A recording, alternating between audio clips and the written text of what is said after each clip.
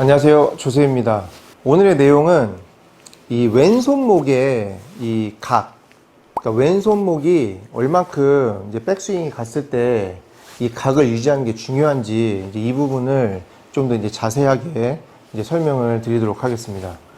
사실 이제 우리가 뭐 레슨을 할 때는 이제 두 가지 방법이 있어요. 이제 하나는 이제 그냥 당장 이제 임시 방편으로 지금 내가 공이 안 맞으면 지금 당장 뭐 내일 라운딩을 나가야 되면 내일 좀 당장 어떻게 이렇게 처치할 수 있는, 해결할 수 있는 이런 레슨의 방법이 있고, 또 한 가지는 이제 안 되는 부분의 원인을 찾아서 이제 근본적인 문제를 이제 해결을 하는 거예요. 예를 들어서 이제 슬라이스가 많이 나는 이제 아마추어 분이 이제 레슨을 오면, 물론 슬라이스를 안 나게 할 수 있는 방법은 이제 여러 가지가 있습니다. 그런데 그 중에서도 이제 슬라이스가 난다는 얘기는 이제 그만큼 클럽 페이스가 열려서, 열린 거를 이제 닫지 못하고 그냥 열려서 그냥 그 열린 페이스를 이제 그냥 가지고 간다던가, 아니면 스윙 궤도 때문에 이제 클럽 페이스가 더 임팩트 맞는 순간에 열려서 그래서 이제 슬라이스가 이제 나는 거를 간단하게 왼쪽의 손목의 각을 이렇게 바꿔서, 그래서 손목을 이렇게 반대로 꺾어서 이 보잉의 동작을 만들면 이제 클럽 페이스는 탑에서 이렇게 닫히기 때문에, 자, 그 상태에서 이제 스윙을 하면 이제 슬라이스가 많이 나는 분들도 어느 정도는 좀 덜 나게, 그래서 공은 이제 살릴 수 있게 만들 수는 있어요. 근데 사실 이제 그런 방법으로 해서 골프를 치면 여러분들이 앞으로 이제 점점 이게 심해지면서 이제 슬라이스가 없어지다가 이제 훅이 나게 되겠죠. 이제 훅이 나면 또 그 훅을 없애기 위해서 또 뭔가 또 다른 보상 동작을 찾아야 되고, 그래서 여러분들이 정상적인 이제 스윙이 아닌 약간 이제 이런 방법을 통해서 이런 구질이나 이제 문제점을 바꾸게 되면 또 그거에 따른 또 이제 여러분들도 이제 스트레스가 있을 수밖에 없습니다. 저는 사실 좀 시간이 좀 걸리더라도 이제 근본적인 문제를 찾고 원인을 찾아서, 그래서 그 원인과 문제를 이제 고쳐야 되는 게, 앞으로 이제 여러분들이 이제 골프에 있어서 장기적으로 봤을 때는 그게 훨씬 더 이제 스트레스도 덜 받고, 지금 당장은 안 맞지만 나중에 훨씬 더 잘 맞을 수 있는 확률이 저는 더 높다고 생각을 해요. 그래서 이제 그렇게 레슨을 하는데, 근데 이제 많은 분들이 레슨을 오면 이 왼쪽 손목이 이제 이렇게 탑에서 무조건 이제 일자로 펴져야 된다, 아니면 이렇게 이제 보잉이 돼야 된다, 이렇게 생각을 하고 백스윙을 하시는 분들이 굉장히 많아요.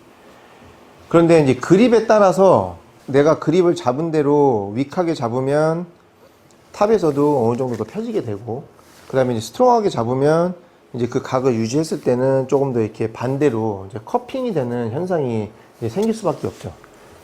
그래서 결국은 이 클럽 베이스, 자, 헤드의 면이 내가 어디에서 섰을 때부터, 자, 백스윙이 가고, 자, 다운스윙이 내려와서 다시 임팩트 맞을 때까지 이제 스퀘어를 유지해주고 올라갔다가 다시 스퀘어로 맞으면서 공을 치는 게 이제 가장 이제 이상적인 이제 움직임이라고 얘기를 하는데, 근데 만약에 탑에서 이제 내가 슬라이스가 나고 공이 우측으로 밀린다 해서 이제 손목을 이제 반대로 이렇게 보잉 동작을 꺾어서, 그래서 이제 클럽을 닫아서 이제 치게 되면, 제가 이제 항상 강조하는 이 전완근의 로테이션은 이제 어렵다고 생각을 하시면 돼요. 그 상태에서 로테이션 하면 무조건 클럽은 닫히기 때문에, 자, 왼쪽으로 공이 이제 꼬꾸라질 수밖에 없습니다.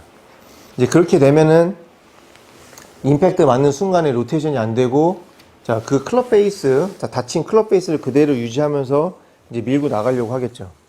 정상적인 로테이션이 안 되면 클럽의 스피드는 느려질 수밖에 없습니다. 자, 그리고 이제 또 한 가지는, 처음에 이제 이렇게 손목이 이렇게 보잉이 돼서 그래서 이렇게 내려오시는 분들이 나중에 이제 훅이 나기를 시작을 하면, 이제 그 닫혀 내려오는 클럽 베이스를 공을 똑바로 보내기 위해서 다시 이렇게 열어치는 보상 동작을 해요. 그게 이제 어떻게 보면은 이 스쿠핑. 자, 손목을 닫혀 내려오는 클럽을 이제 반대로 이렇게 꺾어서, 그래서 열어서 이제 공을 이제 보내려고 하죠.